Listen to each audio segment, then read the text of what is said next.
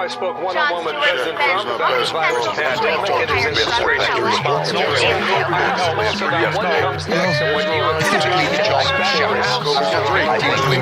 the proper way to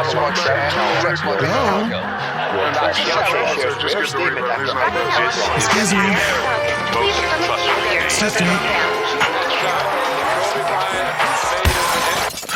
Now that I have your attention, woo-hoo! All praises, glory be to the Most High, and let's make history. And class is in session. Are you listening? Okay, guys. So, my name is History Williams, and I'm so excited to be able to actually interview somebody special to me. And the reason being is because of the fact that this person has... Oh, there I am calling right now. Hello, Paul? Yeah, it's me. I got you. There you go. I got it. So, on this board, I just learned how to actually do it. I was like, I know how to work this. I know I got it. So, I actually got the function working. So, how's your day going so far? Pretty good. Just getting going here. We're up at house sitting at a friend's. Gotcha. So, it's just how it is sometimes. Gotcha. Okay. I get it. So... I don't have too much static, do I? No, you don't have no static at all. Okay, cool. Because over here on my end, I have tons of static, but her phone is sort of notorious for that. Gotcha. Well, on her end. No, you're perfectly fine. So, I sound pretty clear to you, correct? Say again. You sound pretty good. Okay, gotcha. So, hello, everybody. My name is History Williams, and this is the Making History Making podcast. So I have a amazing person. Originally, when I wanted to interview them, I wanted to put them in the A narrative culture segment, which A narrative culture is my specific segment for people who are artists. So in your case, you do designs for dress and interior design as well. And so you do all these versions of different like designs. But then you have another side of you, which is more so your philanthropy side, which you help organizations with giving toys for children and also low income families. But then also you help firefighters. You did a fundraiser and a pageant for fundraising, a drag pageant. Am I correct? For firefighters. But then also you raised up funds to help with the roof fire that happened at Notre Dame. So like you're kind of a jack of all trades, which people who do like help with local organizations and stuff like that, they're usually under my category or my segment, which is the Streetwise Post, where I talk to local business owners and local organizations. So you're kind of both in those ways. You're your own brand, but then also you do so much like abstract artistic stuff. So I want to introduce you, ladies and gentlemen, to Mr. Paul Valdez. Like, this person's amazing. Hi, everybody out there in Radio Land. Yes. So, Paul, first off, how are you doing today? I am doing great today. Me and my partner are house sitting, so we're not actually in Milwaukee, New Mexico. We're sort of outside of there, just a hop, skip, and a jump, and we're house sitting for a real close friend of ours. Mm-hmm. So, and dog walking, paying the bills. Understood. You live in a New Yorker's lifestyle, even though you're in the Southwest. So, pretty much, yeah, it's pretty much that on a beer budget basis. Gotcha. So, one of the things I want to say is, I first heard of you because of Snap Judgment, the recording that you did with Glenn Washington and his crew through NPR. So can you kind of go into detail, like your interview with them? Yes. So how they initially contacted me was through a story that was done through the LA Times. The LA Times wrote a story about my grandmother's death and what had happened to me at the funeral in our big Catholic church here in Santa Fe, New Mexico. And I was very, very lucky to have been able to experience and to have shared my grandmother's life as well as my own intertwined. And when that happened, they, of course, a gentleman wrote a story about what happened, and then he posted it in the LA Times, and I reposted it on Facebook, and so everybody, or a lot of people responded very positively to it, and so it was a very interesting experience because I didn't think that my story would resonate with other people, but it has.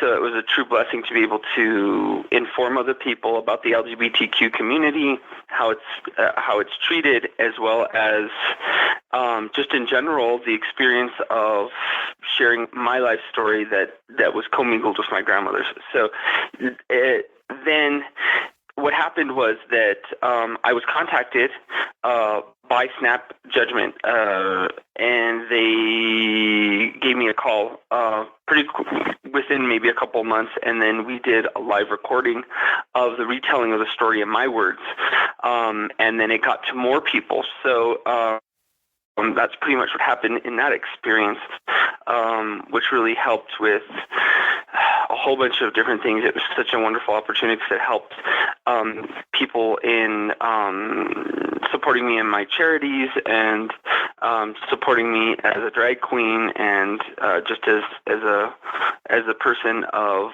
the LGBTQ community.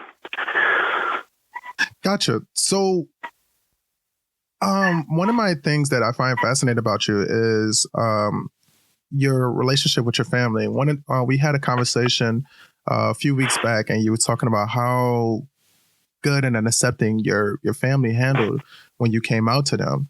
So can you kind of talk about that? Is like how your relationship, because you talked about your grandmother's passing and how you took it hard, and like your story itself. Like, talk about your family. Like, how did your family do those things? Like, I'm sorry, that was kind of like one of the things that just kind of chalked up in my head just now when you was talking.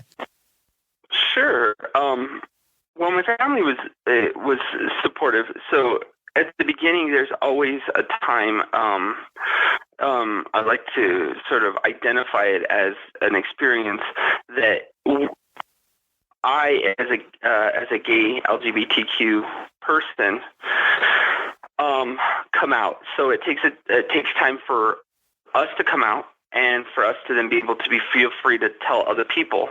But it also takes that same time and same gestation period, or a little bit longer, a little bit shorter, for families to then go through their same coming out process. And so my grandmother was supportive, very supportive, though cautious.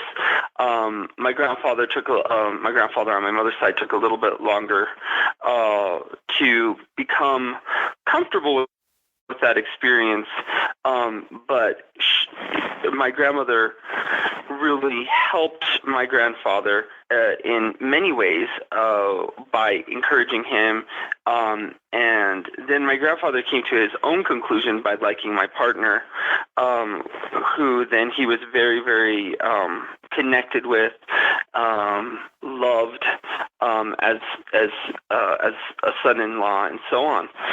So what's interesting is my mother took a little bit longer than my father. My father was always okay with me being gay, though it took my mom a little bit longer to get through that gestation period of being comfortable with the experience of, I think she was comfortable with it, but she was trying to figure it out for herself, and it takes a while for families to then say, oh, this is more of the norm than this, free thinking out of the box, because I come from a very traditional Hispanic family, and this traditional Hispanic family can also sometimes become sort of what is traditional? How do you define traditional? Traditional has a lot of wonderful things, and then it has a lot of bad things that can come along with it. And with the good loving one another, accepting one another, but then seeing it in a traditional manner then causes stereotypes and I believe the correct word might be even tropes to then become familiar and become repetitive. So a couple would always be sort of visualized as a man and a woman instead of two men or two women, or a trans man and a trans man and a biological woman or a biological man. So it takes a while for our minds to get out of the thought process, and so that's sort of, though I think overall in the population of different families and different backgrounds, we find that over and over again. So yes, it sometimes people are more comfortable, more free thinking, more artistic, and some people are a little bit more they have to sort of start learning and then go forward. So my family did have a wonderful time. My grandmother was super wonderful. My father was super wonderful. And then my mother was always wonderful about it, but it took her time to get comfortable with it. My grandfather, it took him time to get comfortable with it. And now I only have my mother because I lost my father in January. And so it's really beautiful because I get, me and my mother and my husband get closer to my mother every day, and it's just really precious and a real blessing because I have my mom. I have her all to myself, which sounds a little selfish, but it's wonderful, and we just get to be closer. So So no, I think that's a kind of a story that like anybody in general have. So I'm sorry for having my Oprah Winfrey moment when I asked you that question. But that's one of those stories that like, I guess people shouldn't be able to hear, is that like, there are people out there that, yeah, it may take a little time to kind of get over, but also, you could still be family. And I think a lot of people think of the extreme when they think of like, I guess what you would say. And I say this roughly, not only as a pansexual person, but also just as a general person who didn't accept that as first. My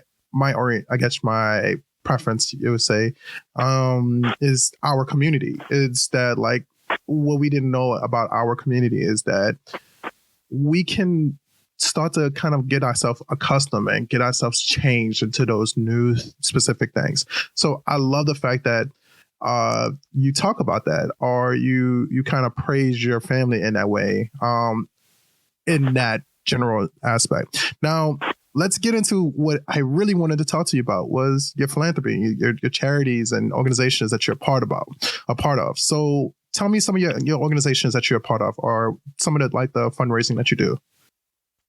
Sure. So I've done several.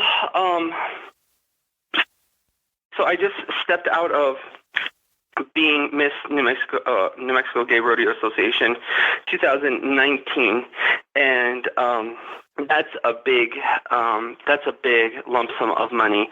So what happens in the LGBTQ world, if you have a sash, if you have a crown, if you represent an organization, there's a lot of fundraising that happens for organizations as well as charities. So typically what happens is it's really no different than a straight organization. You run for a competition, you win it, and then when you win it, it comes with obligations, and these obligations can either be very heavy or they can be very light. I always like to treat them as a light not obligation, but a wonderful experience. So what happens is you choose a charity, and typically I choose the charities that I trust the most. So for example, I've been working with the Santa Fe Fire Department for many, many years, since about 2011. And because of that, they're always a safe charity that I give my money to. It's a guarantee that I know that the money goes to to the correct facilities, the correct organization. So my main goal is to help their organization, which then helps children get a Christmas or a Hanukkah or a Kwanzaa that might not. So these are children that are unfortunately forgotten by some systems and may not get a present at the holidays or for their birthday. And so what my partner and I do is we continually throughout the year earn money. So in that organization of the rodeo, I am then designated a certain amount. So like this last year, it was 500, but I can do up to 1,000 or 2,000 quite easy. And because I've established myself in the community and people know that I do fundraising and the money goes to the correct facilities. So last year I had 500, but I always exceed that limit. The overall money that I earned for the rodeo last year was about $6,000, which then helps the organization to then start up for the next year for the next chapter of royalty. I've held several titles, as well as some that are emeritus, which means that they continue on forever, and I never lose those titles. So the most important that I would consider, which is above most and all of them, is Half Empress of the United Court of the Sandias. Now, the United Court of the Sandias is, there are courts throughout the United States and throughout the world in the LGBTQ world, which contain an empress and then prince royales and so on. And these royal sort of lines are only held for 1 year, but there are certain titles within them that are held for 1 year that then become emeritus. So if you become an empress, you are then Empress of the United Court of the Sandias for 2018, and then after you finish your year and you've fulfilled everything that you're supposed to fulfill, you become emeritus and you become an empress forever. So same thing that has happened with me. It was 2018 that I was named Half Empress of the United Court of Sandias. So this is not a wand title. I do not go in and have to answer questions and do whatever or try to get the most votes. It's given to me by the Empress.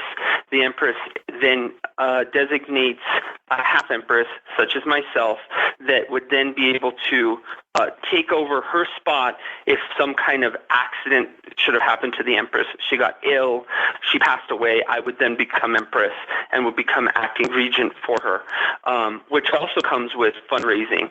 So last year, in 2018, I did do quite a bit of fundraising and have done fundraising for the United Court of the Sandias because they're such a wonderful organization. But there are courts in Nevada, courts in Arizona, Nebraska, and so on that are all over the United States, which then reach out to people that need help, people that have cancer, people. These are sometimes LGBTQ people, sometimes non-LGBTQ people or children, which are very important because it's cross-pollinating our communities and helping awareness about the LGBTQ community, but also cross-awareness of cancer or whatever we're helping or we're celebrating or we're fundraising for. Okay, so when you say about like spreading and pollinating, and also when people think about drag, me, frankly, one of my best examples that I can think of right now is, well, two actually. You have like shows like the like Pose that came out, but then also you have the Netflix original Dumplin'. I'm sorry. So you have these people who are starting to now to be introduced to this world of drag, but they're introduced in a world where Dumplin' very much so comes from a white perspective that, yeah, we're part of this community, but we're not really this community kind of like thing, you know, whereas Pose is like, no, you're going to get a raw engulf feeling, but then you also have to see the hard work and fashion that goes behind it, but you don't see what happens when it comes to, for example, the philanthropy and what they have to do. That's so much like the Miss USA or those pageants that are kind of like revered, I guess you would say, like the Miss Universe and Miss USA. So for you to sit there and say that you have to do these things to be able to get these titles, I think that's a perspective that nobody actually expects, that drag is actually so much more than just seeing a person in a pretty dress on the stage. Am I right? Yes, I think that sometimes we get the wrong impression and we are rewarded for the wrong impression. For example, a good example is RuPaul's Drag Race. RuPaul's Drag Race is wonderful, and sometimes it's not so great in so many ways, because I have yet to see a show which then requires, in the early days of RuPaul, let me correct my statement. In the early times of RuPaul's Drag Race, there were parts of philanthropy there. But in the end of RuPaul's Drag Race, there is a large lump sum of money that's given to the winner. But then sometimes when they do good in the community by giving back that money, it's not really expressed or shown. So what happens is people automatically think that these people win money and then they don't do anything for the community. So that is it's tough because being required to earn money for our communities is a very important thing, and it is a time-honored tradition in the LGBTQ community, which has happened forever. I mean, it's not just happened for a little while; it's happened for as long as we have existed in cultural society. We've always, if we didn't, if we weren't sacred people working at the temple, we were, taking care of the poor, or so on and so forth. And because of that, it gives the wrong impression that these people are just winners and just use their money and don't help their community, which is a false sort of narrative. Everybody thinks, oh, I'm here to win a prize. And it's true. We all have to win a prize, but we also give back to the community. And I think it's sometimes unfair when the winner wins and then they never show after what the winner wins what they do for their community. Because I know that there are some really wonderful queens out there from RuPaul's Drag Race that have done a lot for their community, have killed themselves for the community, given back to their community, and have been very proud of winning that money, but not given the credit for it. And that's the ironic part, because that is the greatest moment to be able to show on television where the money goes. And so it's tough when it's on TV and then people don't get to see that. You know what I mean? So I sort of answered that question as best I could, but I'm very strong about sometimes we don't get to represent the community, because what's mostly brought up on TV shows about drag are the fighting, the anger, the try and outdo one another. That's all good and well. I mean, I could go out there and buy wings and dress up big and try and outdo everybody, but the main goal is to get our message out, to help other communities that need help, and then come back, regroup, and do it again to try and help communities that need help. Okay. So you're more so like to see the aftershock after the effects after winning, and not necessarily see the everything is that extreme case. So if you, going off of that, if you had your own multi-million-dollar or billion-dollar corporation, what would Paul Valdez do? Or in your case, Marie Antoinette do? Dewberry? Yeah, Dewberry do. What would Marie Antoinette Dewberry do? You can call me the Dubes if you're nasty. We're getting deep on that one. I don't know if your husband will appreciate that. At least I can put my own clothes on. I think the wonderful part is that somebody's always taught me, when I have a multi-million-dollar corporation, yes. What I'd love to do is I'd love to be actively involved in giving back to the community, just like I am now, and not cutting a check and then handing it to somebody where then they can do, but be truly a person that is active in my community. Put on my mud jeans and my muddy little, shoes and go out and participate with people that are, much less fortunate than I. I'm very fortunate, even though I could, I don't have two nickels to rub together sometimes. I'm very lucky because I'm surrounded by people that love me. And so because I'm surrounded by these people that are inherently kind and loving, I then become a magnifying glass to them and then spread that love and make sure that love becomes magnified in the community. And without those loves behind me, I can't be the greatest and the biggest that I can be. Even those people that are past, people that I would consider my ancestors, all the LGBTQ people that have passed before me, my grandparents, and all the mothers that bore me, they give me the strength to then go forward and to then change other people's lives for the better. And sometimes it's easier said than done. Sometimes it's just plain easy, and you just go out there, you do a show, and you get the money back to these babies that need toys, or people that have cancer that need help, or so on and so forth.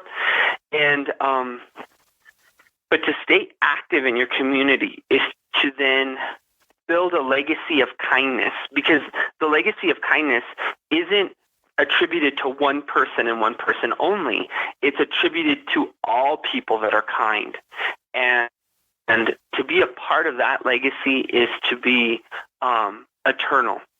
And we always worry about living forever or not living long enough. But when you're kind to other people, it then turns into other acts of kindness that sometimes come back to you, sometimes never come back to you. Sometimes you see it, sometimes you never see it.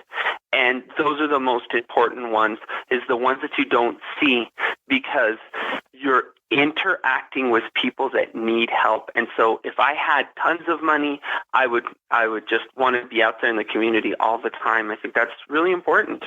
And, changes the world, And also do a lot of do a lot of Super Bowl halftime shows with Shakira and J-Lo, right? yes.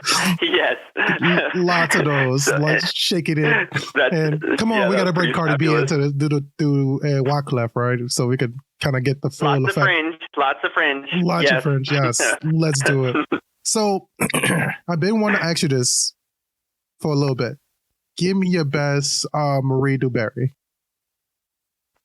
What do you want from me? I want to hear. I think people should be able to hear your character for Marie Dewberry. Marie Antoinette Dewberry. From her point of view, yes. Or do you want to hear her voice? I want to hear her point of view. I want to hear her point of view, actually. So her point of view about the Fortune 10,000 company. Yes, I want to hear her point of view. I want to hear that. Well, what she would do is she would go out and buy a whole. From her point of view, she'd go out and I'm going to use the real queen's yeah, I'm going to say point of view. I'm going to stop buying diamonds and make sure that the unfortunate mothers, widows, and motherhood's fund gets paid. That's what I'm going to do because I'm already rich. I already have the $10,000, Gotcha. the $10 million that I need. The children will be fed. Yeah. That's what she say. Yeah. The children will be fed. So, and then I'd go out, and then she'd go out, make some dresses out of curtains, and come back, still look fabulous, and still earn money for the children's, as she called them, the baby children's, and they'd be fine. Gotcha.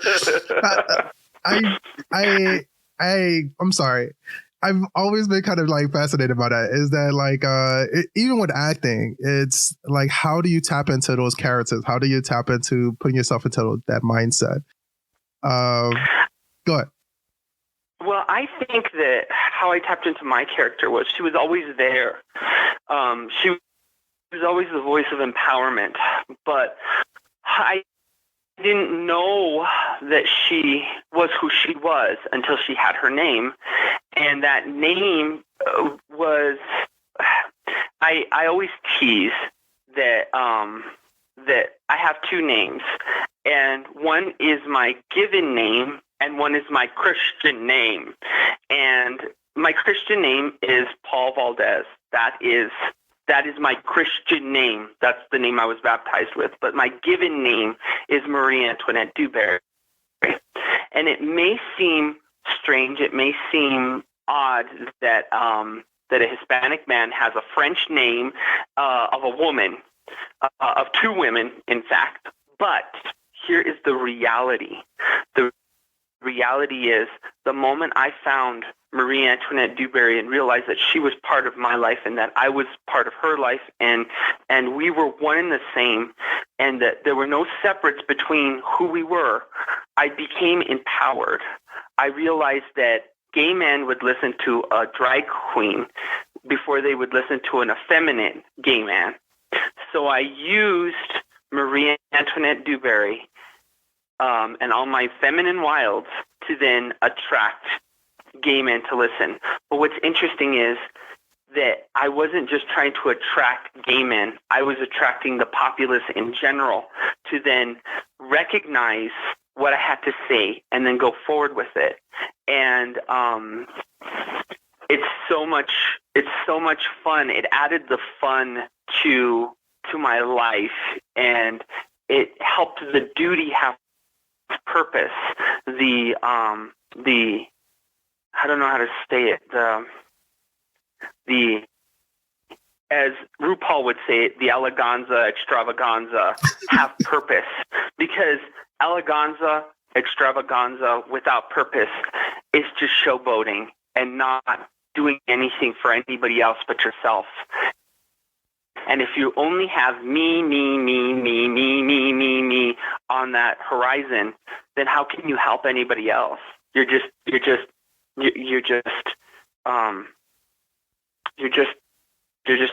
doing it for yourself because you want it yourself. But if you do it for other people, it means more, and it becomes sacred duty instead of just duty, or a show, an amazing show, than just a show or whatever. So those are really amazing things that I've experienced when I found Marie Antoinette Dewberry. She found me, and then we helped each other up the ladder. Or technically, she pushed me up the ladder. I'm all, wee. She's like, no, bitch, get up there. No, bitch, push, move. We gotta, she's like, your ass is in my face. You need to go. You need to go right now. And sometimes she becomes Tanqueray, and that's okay. That's dope. Sometimes Marie Antoinette Dewberry throws on Tanqueray right at the end, and she's all Marie Antoinette Dewberry Tanqueray, yes. and then you're really in trouble.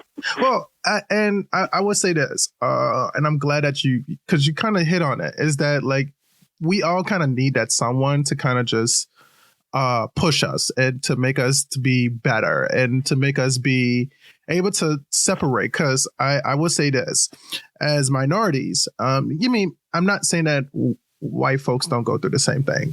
But I would say that, especially as minorities, we kind of just learn to put a mask on all the time.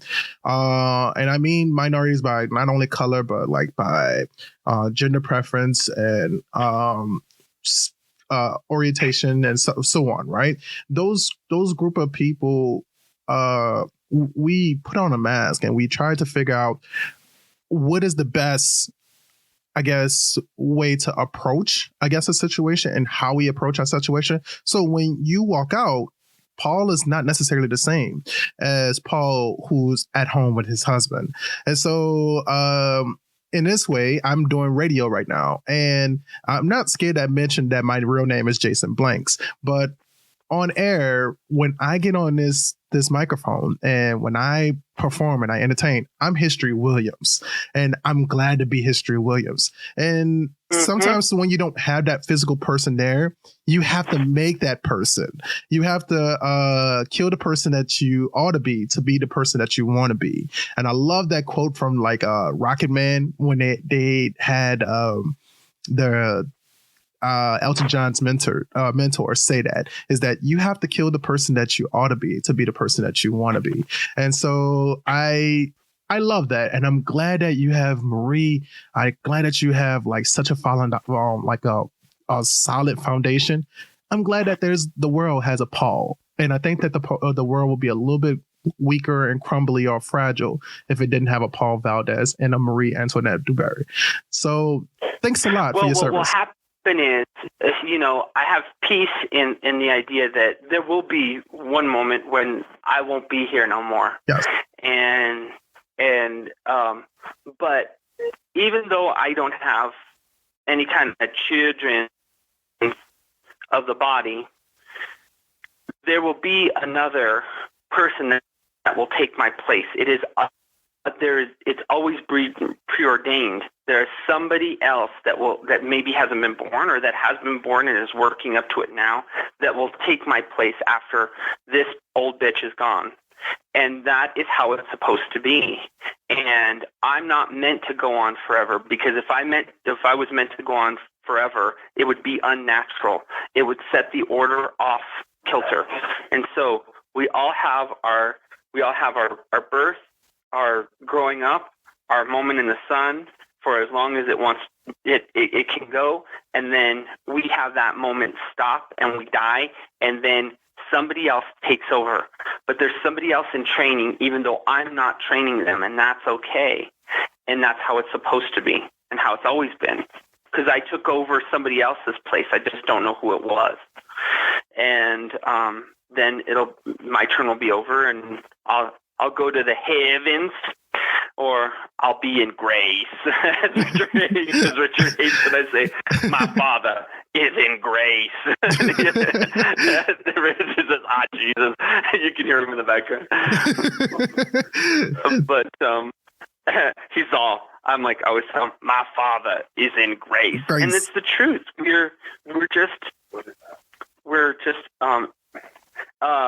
It's just the natural order of things.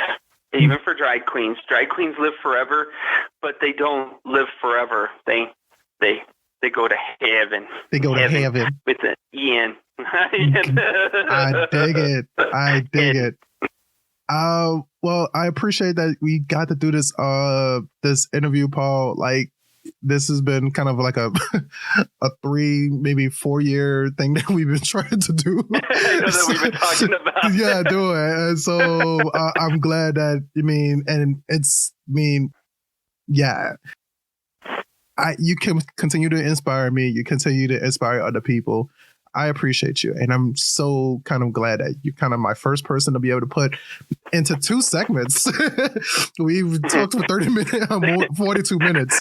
So I appreciate that. And I hope that you keep doing keep doing and being the best you that you could possibly be. I appreciate this conversation. Well, thank you very much. And it's been such an honor and such a pleasure. Please let me know when this gets published. And if you do on Facebook, just Facebook me with the audio and I'll reshare it. Gotcha. Definitely. And so look for me on Facebook. It's Marie Antoinette Dewberry. Friend me. if you get a chance, Chilldrin, and Children. That Marie came out just a little bit. The Chilldrin. Gotcha. Marie had Oklahoma accent that time, so it was like indecisive if she wanted to be Midwestern or she wants to be Southwestern. Which one she wants to be. So, but my favorite sort of experience of just overall is just always being asked questions by people, because people always ask the most interesting questions that I would never think of, and then I have to answer them, and I'm like, how the heck would I answer it? And then I'm like, oh, I just answered it. yes. it happens, and when you kind of just like that idea just kind of quickly spark in your head. So yeah, I'm like I said, I'm glad that we were able to actually do this interview.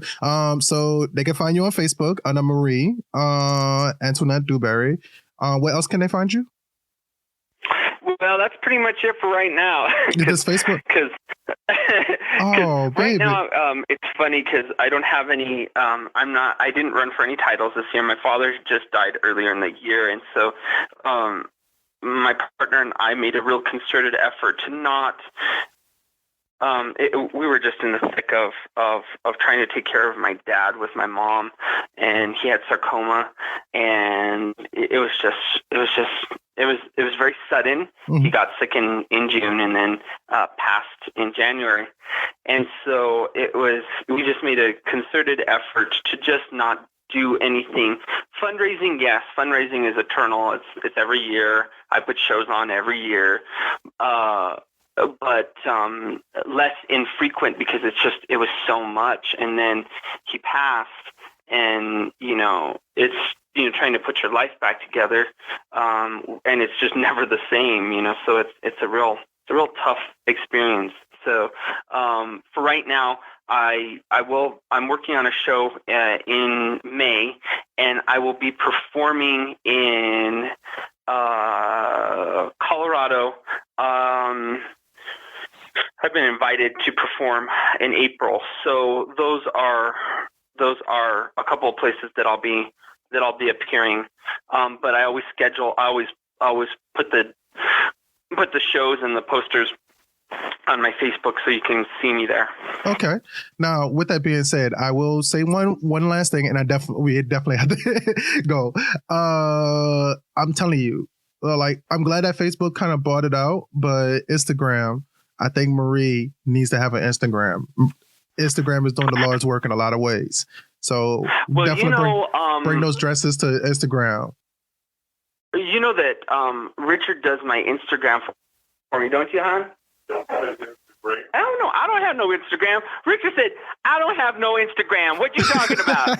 Look, he get crazy in the background. He said, you ain't got no Instagram. No, I don't. I thought I did. But never mind. That's typical of a queen, huh? We need to see those dresses. But she don't.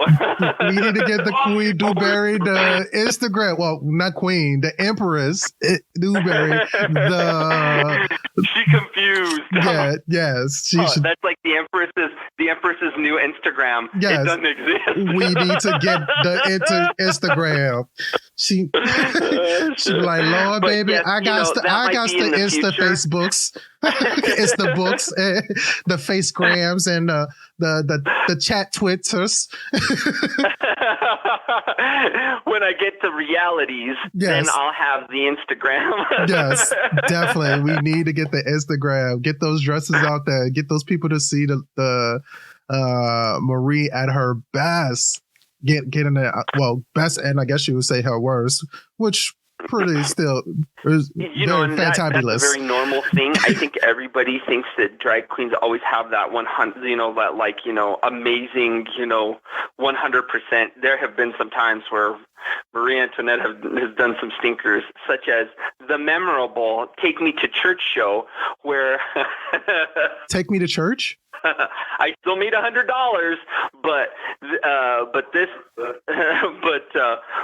the only only people that were there at that show at 12 o'clock on Sunday were the performers. So it was a very interesting experience. Wow. That was a crap show.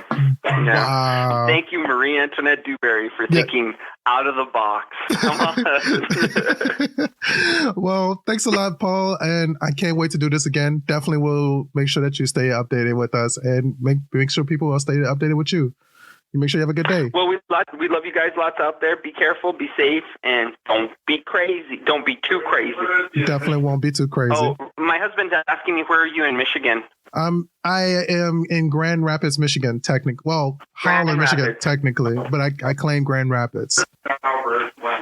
Richard's living his past life. He's like, I lived in the Ypsilanti. Yeah, that hoe can't bend over and tie his shoes. Anyway. But well, have a great day. You as well. And call me later. Definitely will do that. Peace. Okay, talk to you later. Bye. Bye. Okay, guy, that was Paul Valdez, and that was a very interesting conversation, and I'm super excited to have had that conversation. Definitely make sure you find Marie Antoinette Dewberry's Facebook page on Facebook, and try, if you're in the New Mexico area and you possibly ran into a drag show, you probably ran into the Empress Marie Antoinette Dewberry. They do rodeo shows as well. It's amazing. It's a really cool person to be able to follow and to kind of just learn about and be a part of that. If you're part of Latinx culture as well, definitely check those people out. It's a great experience. And definitely, this is why that person deserves to be not only in our Streetwise posts, but also our A Narrative Culture segment as well, because there's a lot of art. Definitely, I can't show you the art with audio. Like, definitely go see these extravagant dresses. And I wish I would have talked more about them, because they are more like colonial styles. They're various different of like styles of them. But yes, make sure you check out Paul Valdez. My name is History Williams, and definitely we'll be right back. This is the Making History Making podcast. Peace. Have you ever felt? Are you listening? Woo-hoo! You have just listened to the Making History Making podcast. My name is History Williams, and this was an A Narrative Media podcast. I know you're wondering, what's the name of our theme song? Our theme song is named Everfelt, and it's by the great Otis McDonald. You can find some more Otis Mac music on otismacmusic.com, or you can find them on YouTube. You can also find our podcast on Spotify and Google Play. And I want to make sure that you guys don't forget the Big Four, which is FSSL. Follow, share, subscribe, like, all the rest of that stuff. All the things that make you feel good.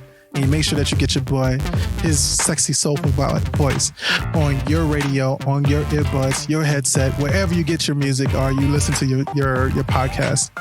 Make sure that you follow, subscribe, and share and like his boy. Don't forget the big 4 L's. 4 letters, which is the 4 SSLs. I said it wrong. I said it wrong again. I lost myself. I'm giving more time to my podcast, and I'm gone. Make sure you guys have a wonderful day. Peace.